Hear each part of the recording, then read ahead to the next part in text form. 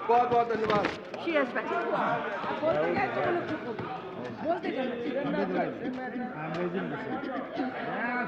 या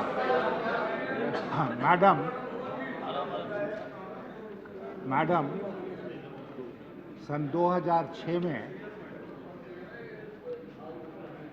एक हमारे देश की टेलीफोन कंपनी थी जिसका नाम था एयरसेल।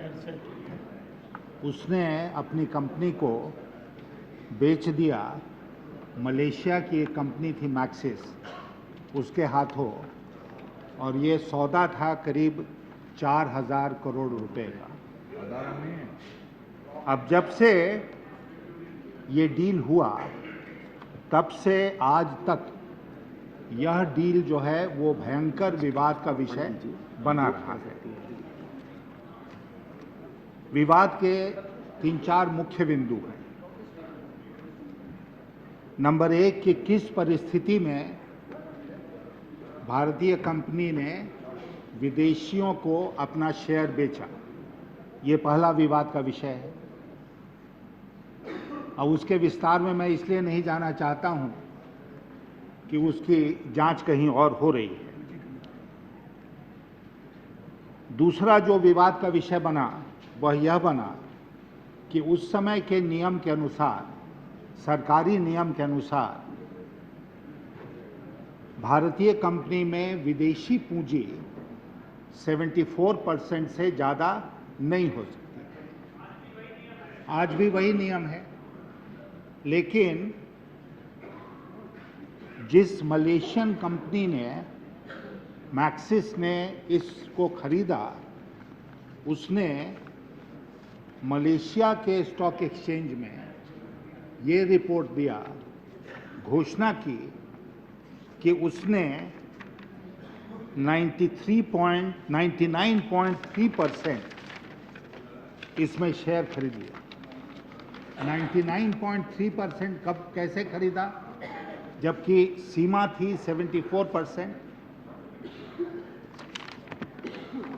और डॉक्यूमेंट्स हैं जो प्रूव करती हैं कि उन्होंने इस प्रकार की घोषणा बोर्से मलेशिया में की।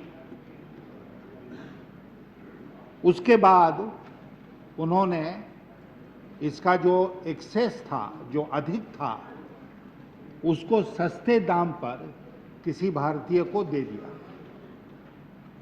यह भी जांच का विषय है। और सबसे जो इसमें एक बात सामने आई है, और मैं, मैडम, आप जानती हैं कि मैं कई दिनों से इस सदन में इस विषय को उठाने की अनुमति मांगता रहा हूं, क्योंकि अखबारों में ये विषय छपता रहा। मुझे अफसोस है ये कहते हुए, क्योंकि मैं मानता हूं कि ये हमारी जो पार्लियामेंट्री परंपराएं रही हैं, संसद की परंपराएं रही हैं, उसका इसमें घोर उल्लंघन हुआ है कि हमें इजाज़त नहीं मिली इस विषय को यहाँ उठाने के लिए। लेकिन जब अखबारों में ये खबर छपी तो वित्त मंत्रालय ने इसके बारे में एक प्रेस विज्ञप्ति जारी करके अपनी सफाई पेश की। विषय यह था कि फॉरेन इन्वेस्टमेंट प्रमोशन बोर्ड की स्वीकृति 2006 में इस डील को मार्च के महीने में मिली या अक्टूबर के महीने में। यह एक विवाद का विषय है, लेकिन सदन में ये विषय नहीं आया क्योंकि मुझे अनुमति नहीं मिली उठाने को और सदस्यों को अनुमति नहीं मिली। और संसद जब चल रहा है तब अलग से वित्त मंत्रालय इसके बारे में प्रेस विज्ञप्ति जारी करके सफाई पेश कर रहा है। जो वित्त मंत्रालय ने सफाई पेश की है, जो तथ्य रखे हैं, उसको मीडिया ने चैलेंज किया है और कहा है वित्त मंत्रालय गलत बयानी कर रहा है। यह सही नहीं है कि ये अप्रूवल एफआईपीबी का मार्च में मिला। यह एफआईपीबी का अप्रूवल 2006 के अक्टूबर महीने में मिला और उन्होंने इसके बारे में जितने डॉक्यूमेंट्स हैं उसको भी देश के सामने रखा है। अब ये विवाद कि मार्च में मिला कि अक्टूबर में मिला, ये गंभीर विवाद क्यों हो गया?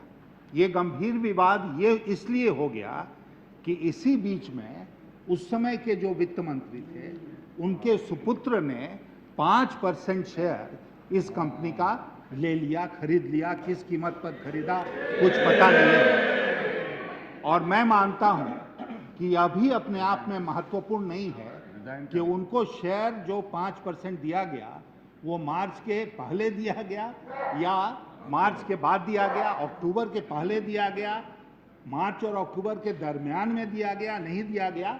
ये मैं मानता हूं कि बहुत अपने आप में बड़ा इशू नहीं है।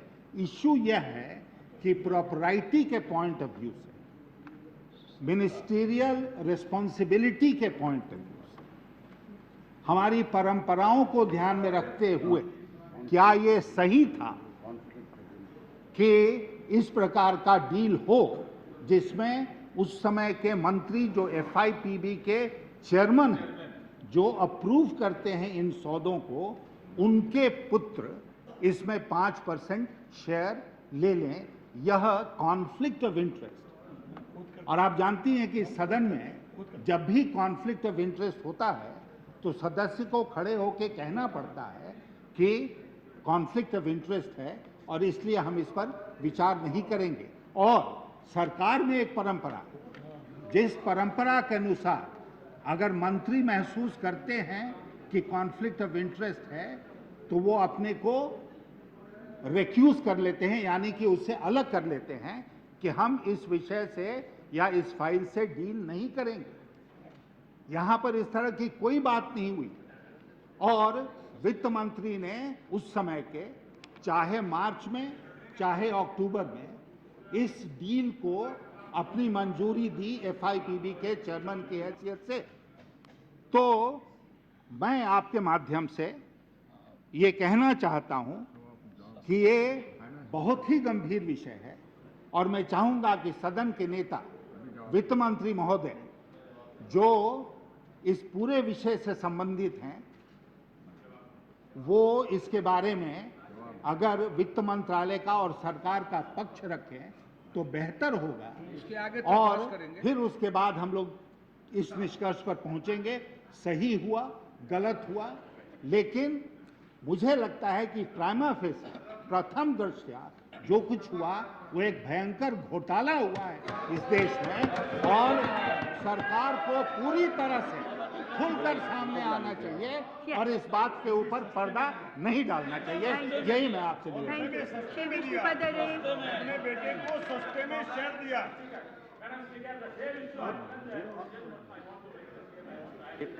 कॉल मिस्टर विष्णुपद, उनको बुला लिया। इसी पर बोलना चाहते हैं ना? हेलो, अध्यक्ष महोदय,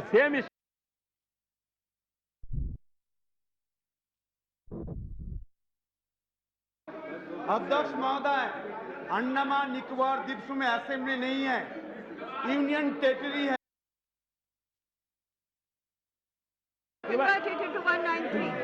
बोलिए। अध्यक्ष महोदय, अध्यक्ष महोदय,